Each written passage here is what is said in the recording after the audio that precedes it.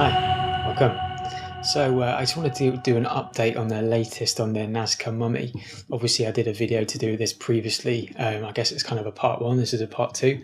I should see how many other kind of updates come out. I mean, all the information is coming from Gaia TV, which again is a subscription-based service on the internet, and they're kind of leading the whole kind of project. But essentially, the first mummy that was found was called Maria, and the first carbon dating information has come through, and it's got the first carbon dating has got a 95 probability of being accurate, and they're saying it's between 245 and 410 AD.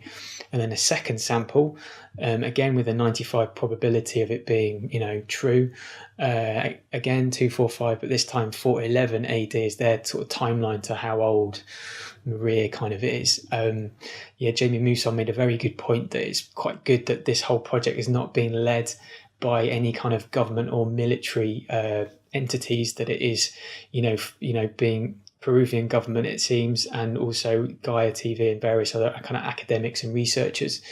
So I mean, there's been stories before of kind of like interesting remains being found before, especially in America, and it just goes black. I mean, it just goes covert and the things disappear. Obviously it just feels like powers that be sometimes don't want society to know certain elements to do with like human history and evolution.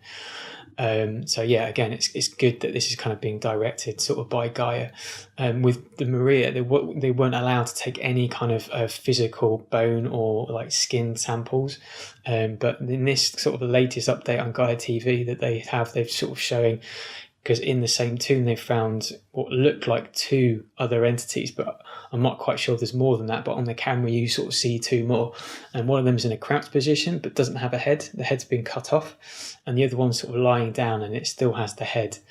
Again, there's that kind of like white residue on the skin, but the one that's kind of crouching down, the white residue is kind of like worn away, so you can sort of see the lizardness of the kind of the skin itself. Now, with the one that's kind of in a crouching position, they've named it Victoria, but they don't even really know what the sex is yet. So, but they've sort of jumped ahead and they've sort of called it Victoria.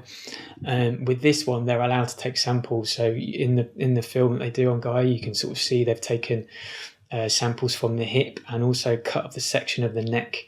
Now the neck's really interesting because it gives an entrance way into the body itself to a degree, and so you can sort of see the bone sticking out, and there's like fibrous fibers all around the bone, and the sort of surgeon there was talking about how that's kind of like the arteries, dried arteries and ligaments around there. So that's interesting.